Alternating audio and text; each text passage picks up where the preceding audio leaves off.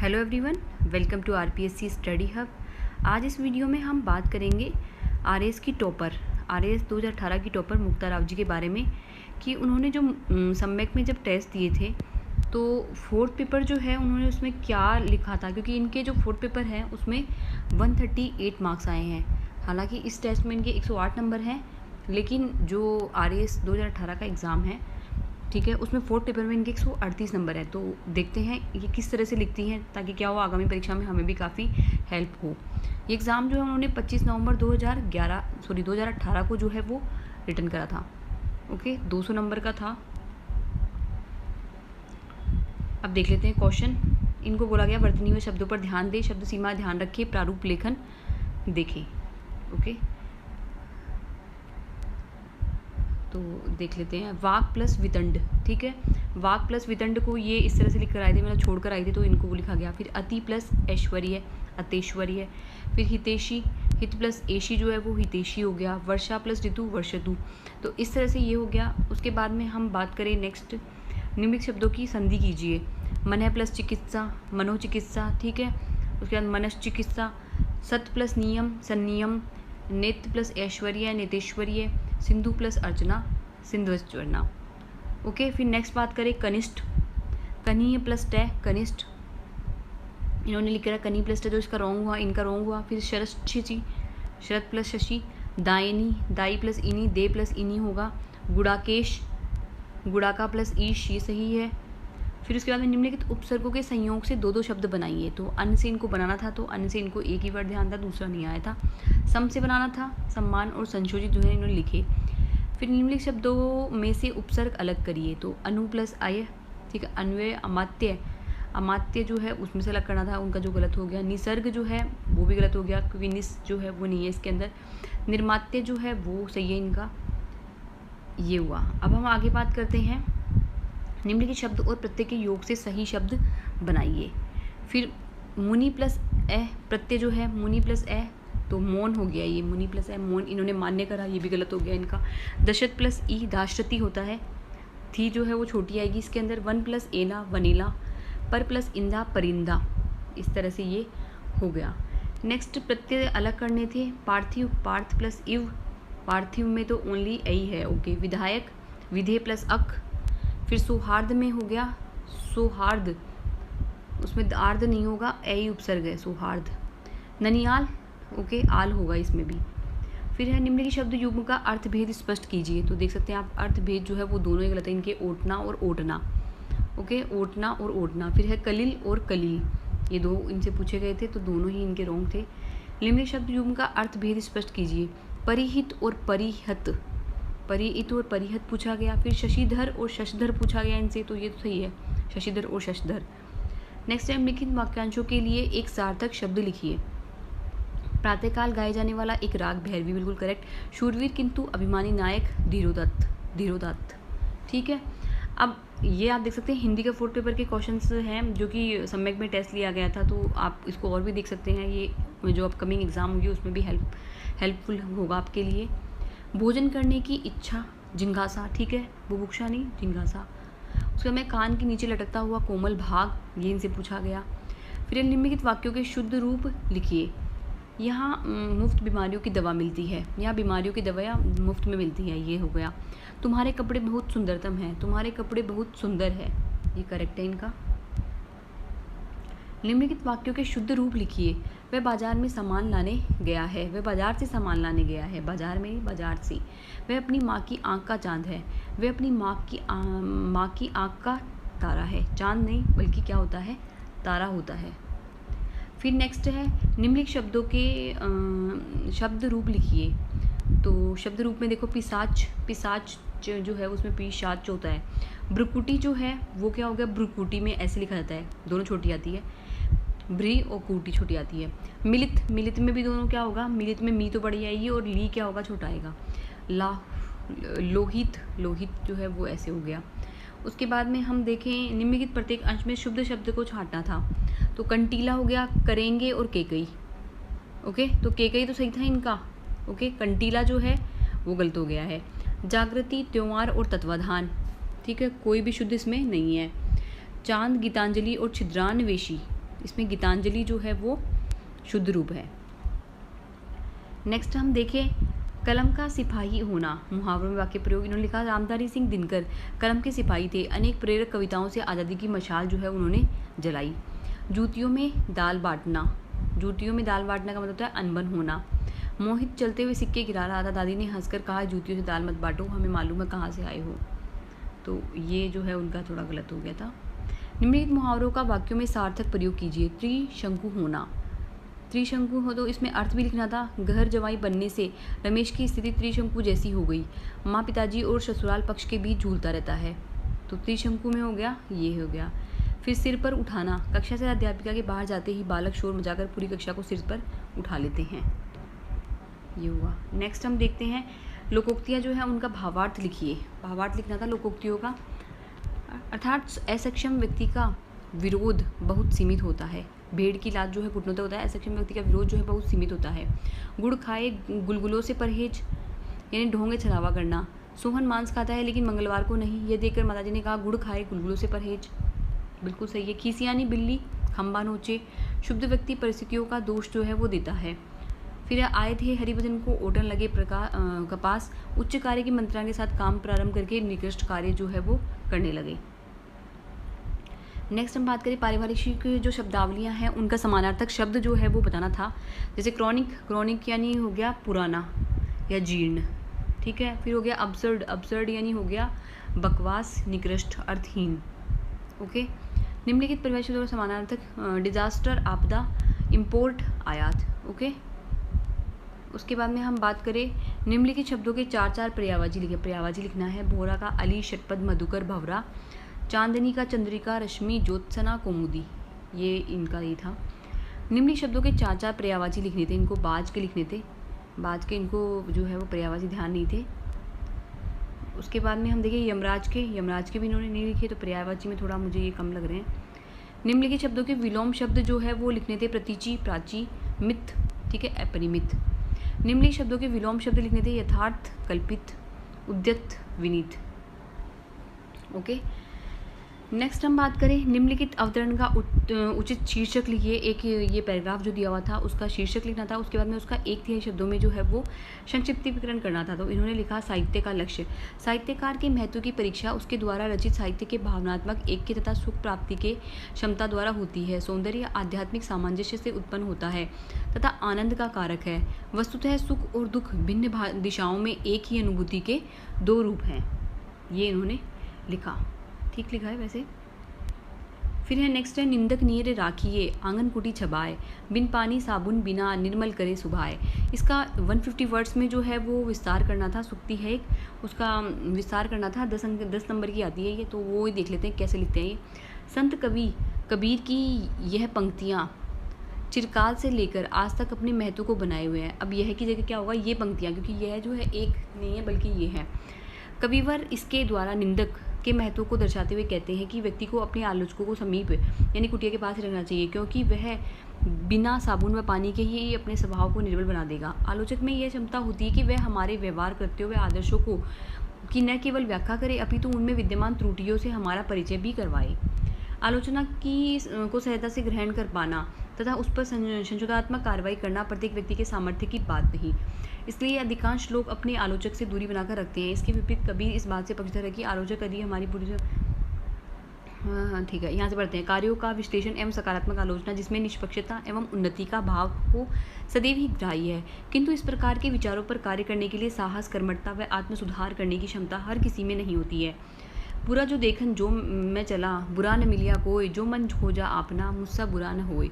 इस प्रकार की आत्मपरीक्षा आलोचना का सर्वोत्कृष्ट रूप है, जिसमें निंदक व निंदे जो है वो साथ रहते हैं। आज के भौतिक युग में जहाँ हर तरफ एक दूसरे से आगे निकलने की होड़ मची है, आतंकवाद, क्षेत्रवाद, गरीबी, बेरोजगारी, पर्यावरण प्रदूषण, बीमारियों ने विश्व को खतरे के मुंह में लाकर खड़ा कर दिया है। हमें यह परीक्षण करने की आवश्यकता है कि इन बुराइयों को सामूहिक प्रयासों से कैसे दूर किया जाए। विभिन्न कारणों की सकारात्मक व्याख्या इस दिशा में एक बेहतर विकल्प हो सकती है।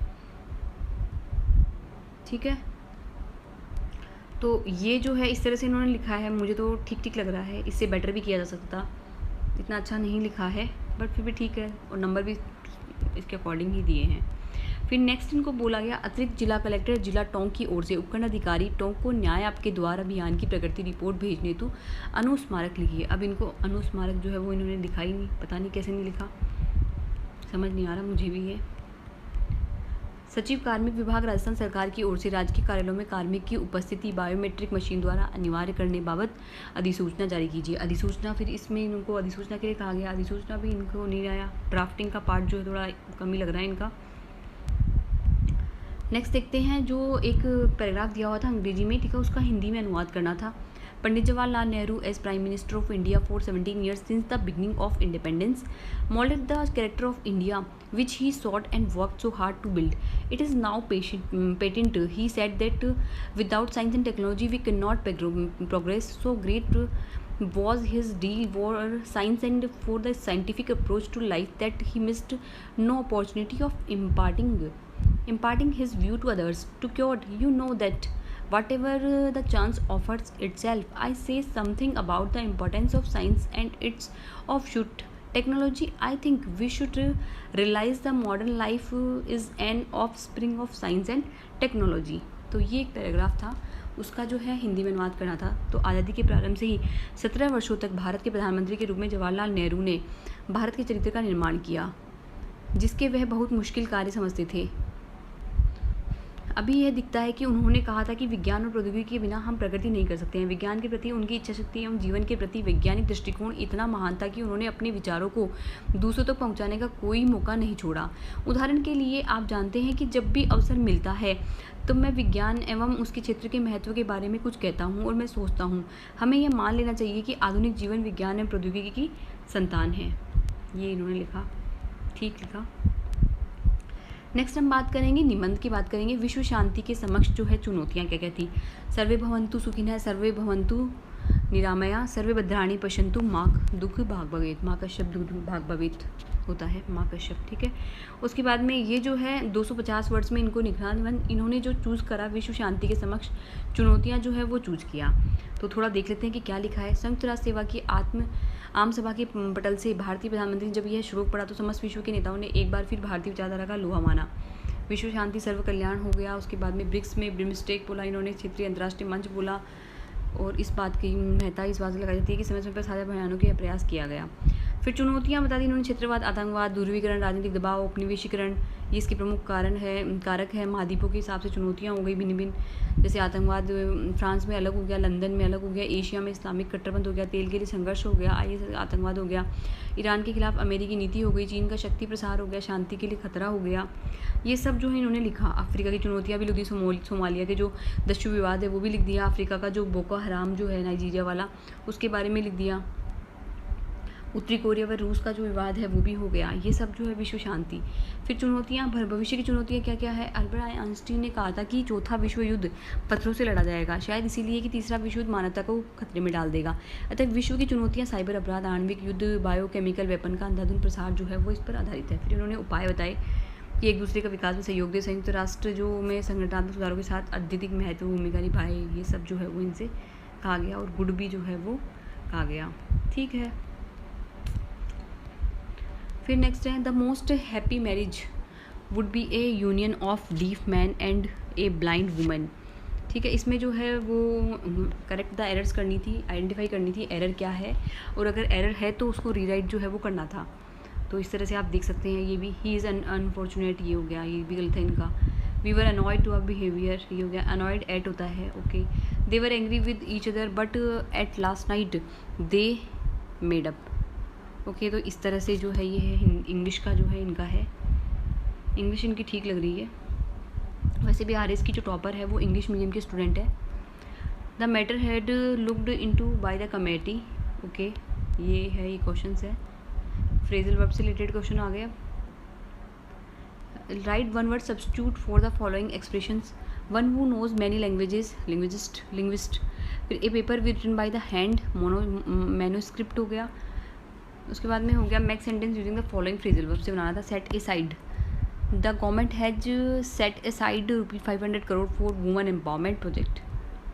पुट ऑफ, ठीक है, ये हो गया, यानी पुट ऑफ यानी उतारना होता है, यूनिफॉर्म वगैरह उतारना, शूज उतारना। द एनोनिम ऑफ द वर्ड एडमायर का होता है कर्स।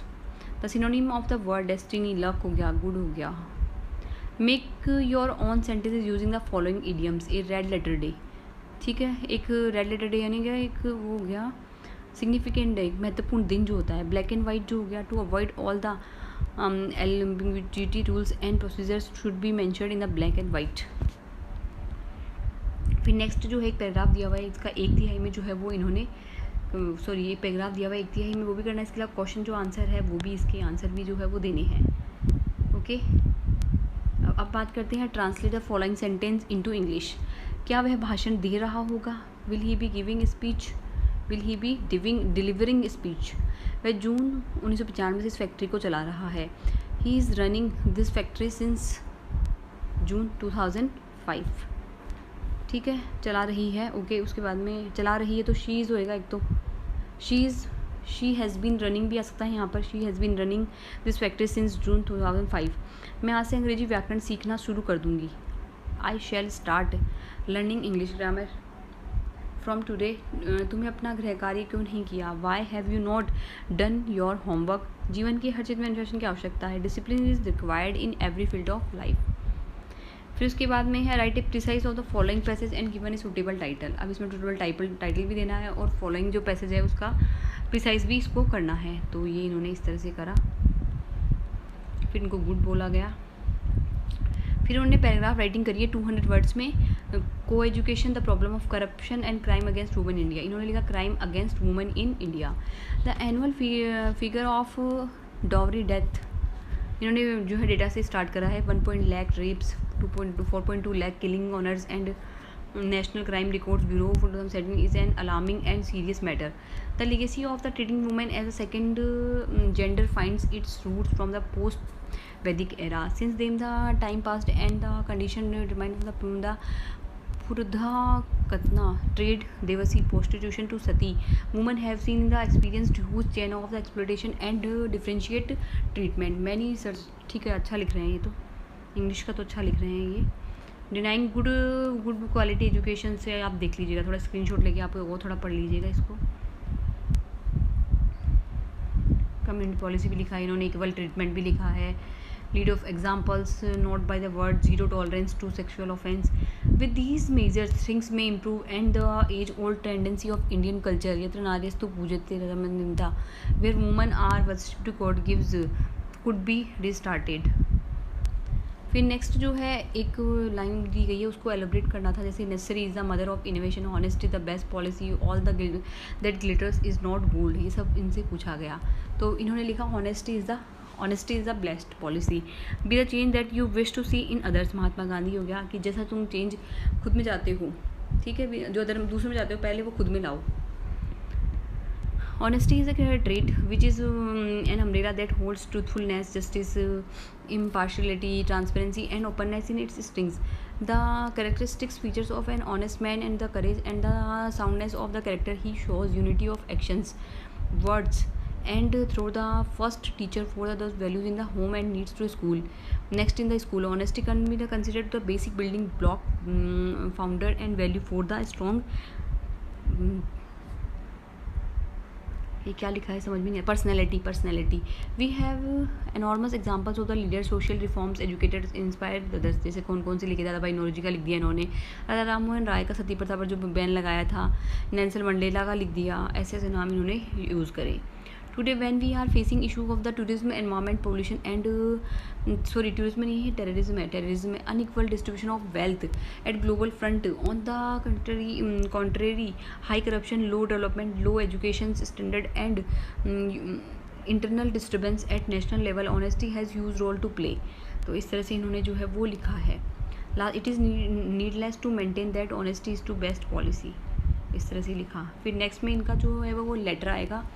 इसमें एक तो ये इन्होंने लिखा write a letter to the editor of the local daily newspaper about the frequent breakdown of the water supply in your locality. And दूसरा था an NGO organised a free eye operation camp in your locality, compose a report about on it. यानी एक तो report थी और एक letter था, तो इन्होंने जो है वो चूज़ करा है लेटर, ठीक है। वाटर सप्लाई से रिलेटेड जो है इन्होंने जो है वो चूज़ करा है। तो इनका एक तो फॉर्मेट में ये गलत हो चुका है, तो इसको इम्प्रूव करने के लिए कहा। यहाँ पर एड्रेस लिख दिया, फिर ये जो है इनका कंटेंट हो गया। With this letter I wish to bring an important issue, ठीक है, notice that the can be you required to be faithfully you sincerely, कुछ भी लिख सकते हैं। इनको 6 नंबर जो है वो इसमें दिए गए। तो इस तरह से जो है ये इनकी कॉपी थी। इस तरह से जो ये आंसर लिखती है। इंग्लिश में काफ़ी अच्छा लिख लेती है थोड़ा, लेकिन बट हिंदी में थोड़ा इनका कमी लगा मुझे। हो सकता है इनके जो 148 मार्क्स आए वो इंग्लिश बेस पे आए हों, क्योंकि हिंदी इंग्लिश का पेपर था, दोनों का था, तो हो सकता है उसके बेस पर आए हों। So thank you for watching this video.